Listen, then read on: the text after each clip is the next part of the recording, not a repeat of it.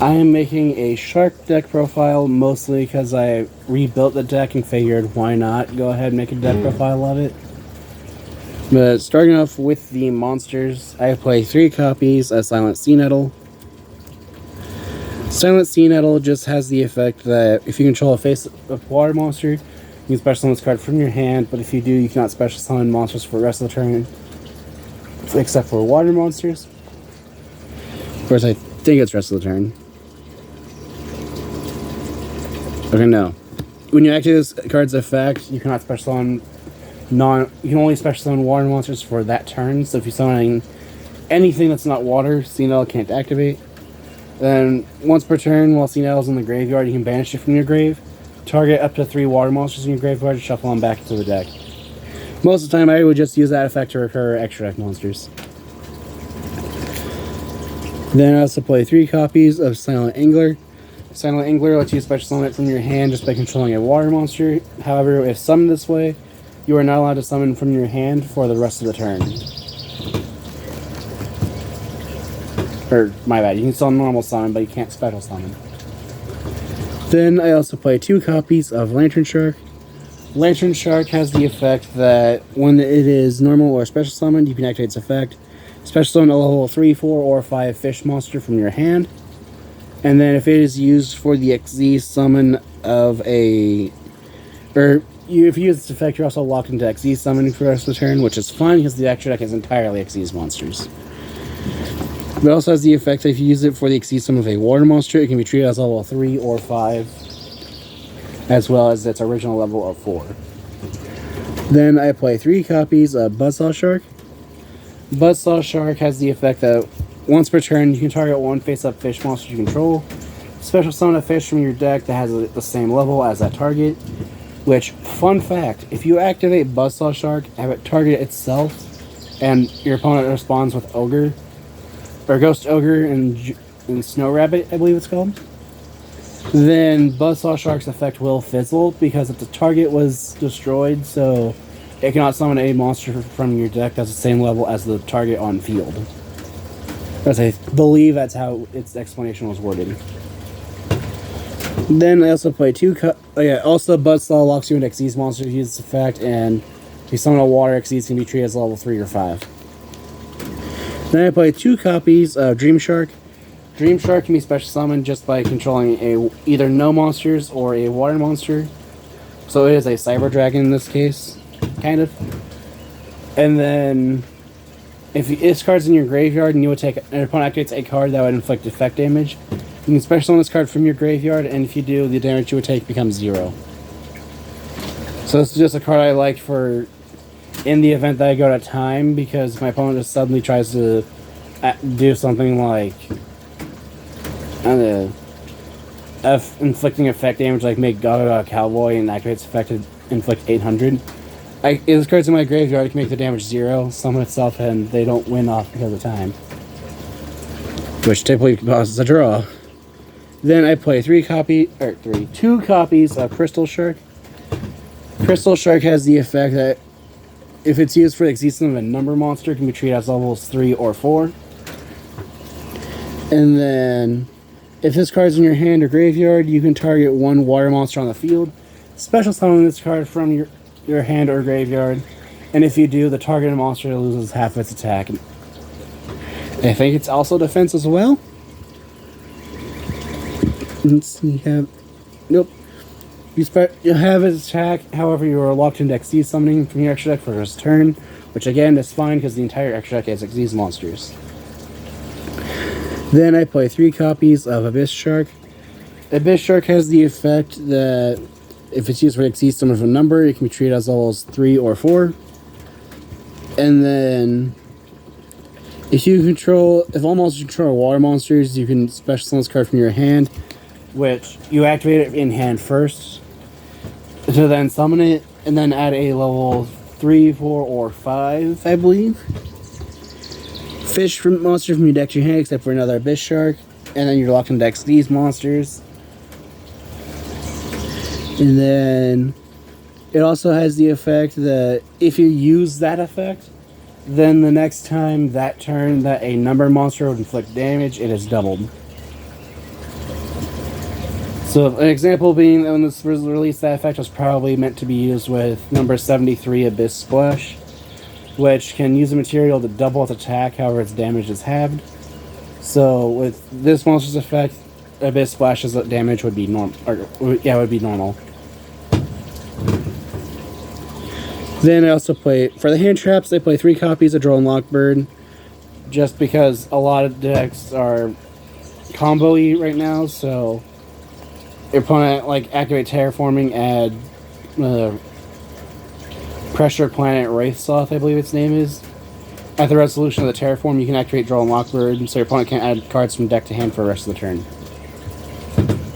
Then I also play 3 copies of Ash Blossom and Joy Spring, just because it's still one of the best hand traps, being able to negate an opponent's card that would send a card from deck to grave, summon from deck, or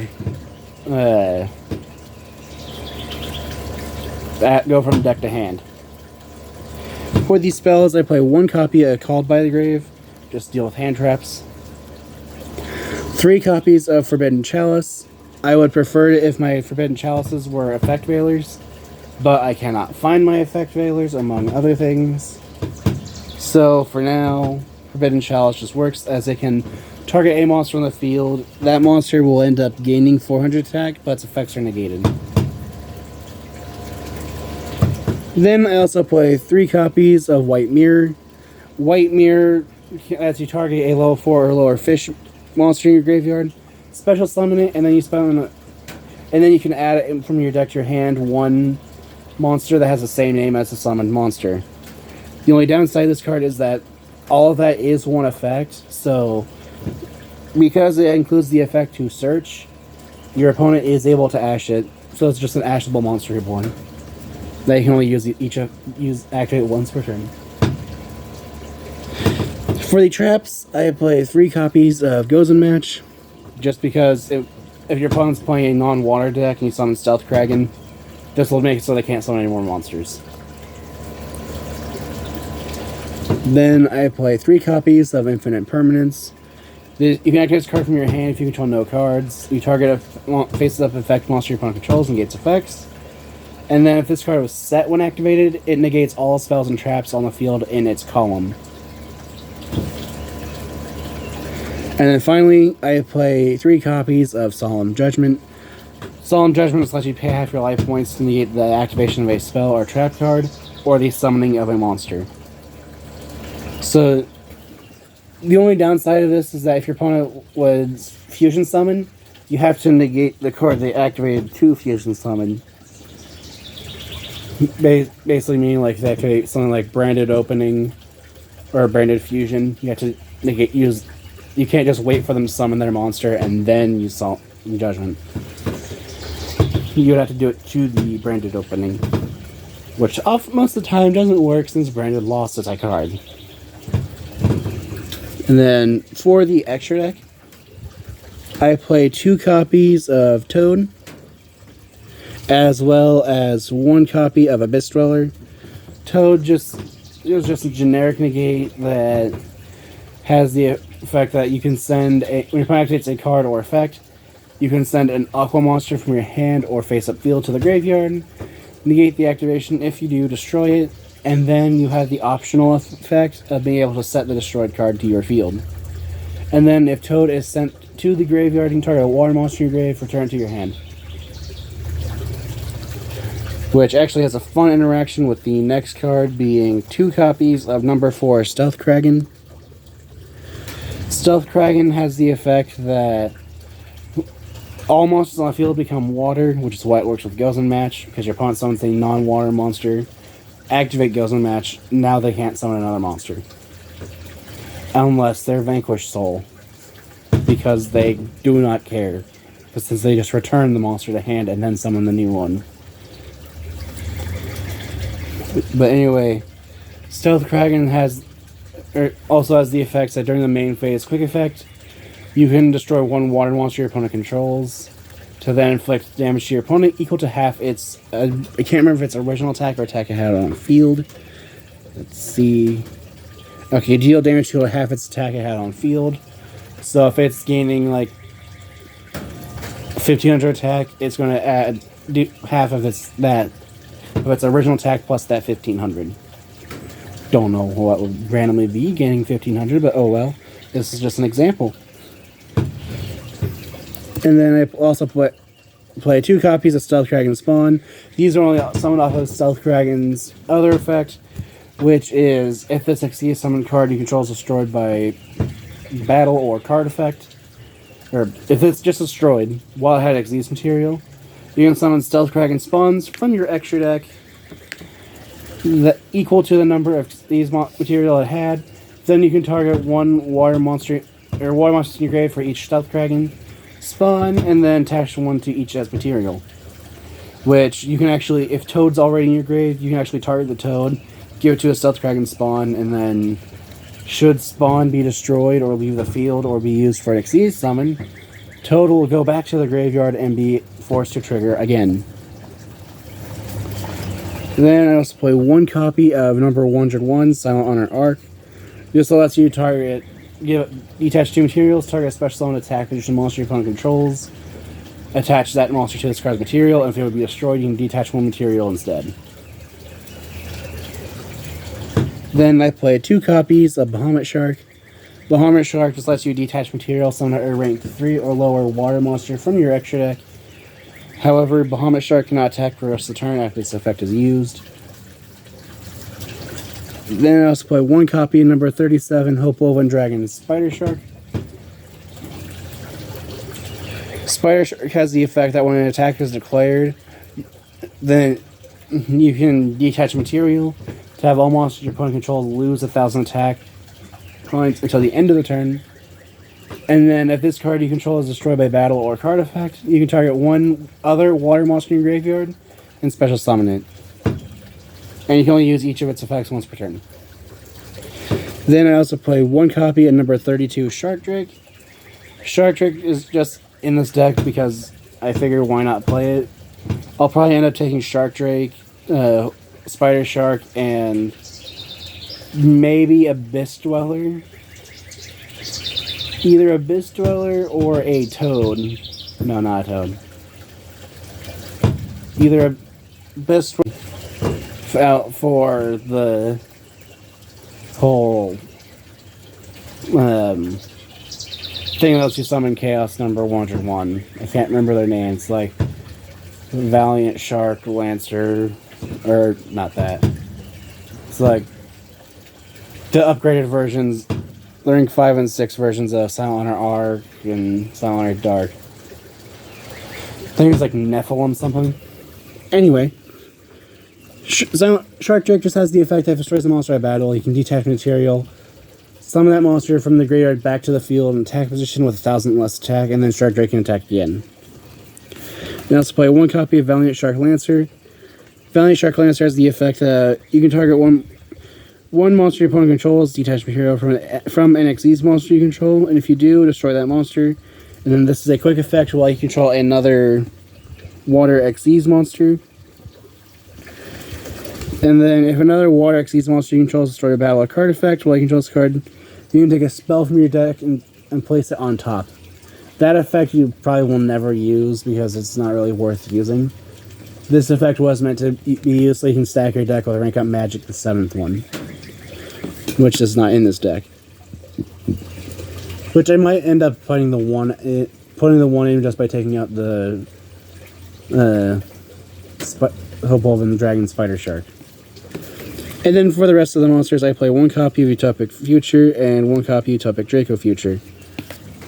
Utopic Future can be Xyz summoned by using 2 Xyz monsters that aren't numbers with the same rank. And then Utopic Draco Future can be Xyz summoned by using a Utopic Future you control.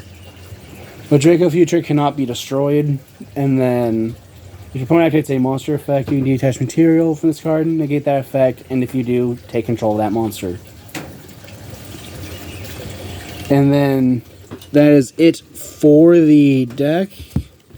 Now we'll go over a 2-card combo with this deck that gives you Draco Future and Double Toad. All you need for it is White Mirror and Buzzsaw Shark.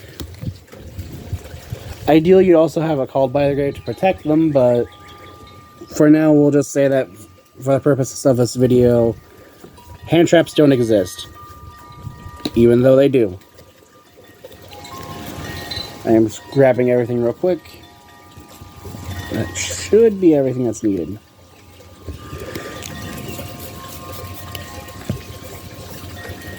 No, that's needed. This is needed.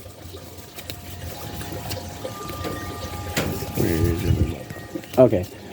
Apologize for the wait. What you do is you normal summon Buzzsaw, activates effect, targeting itself, special summons Silent Angler. Then you overlay Buzzsaw and Silent Angler for a Bahamut Shark. Bahamut Shark detached material, summon a Toad. Then you'll activate White Mirror, targeting the Silent Angler you have engraved, summon it back to your field, and then add a second Silent Angler to your hand. Then you will special summon the Silent Angler, overlay the two Anglers, summon Bahamut Shark. Bahamut Shark detaches the material, summon a second Toad. Then you overlay your two Bahamut Sharks. All their materials will go to the graveyard for this. And then summon Utopic Future, and then Utopic Draco Future. So off of just those two cards, you can't special summon from your hand for the rest of the turn, but you do have two generic negates and a monster negate. But that is it for my Shark deck profile. If you have any ideas what I can do to improve the deck, any ideas for decks that to be made in the future, or decks that to face each other, such as Shark versus Utopia, which is a deck a video I've been trying to work on, feel free to comment down below. Thanks for watching.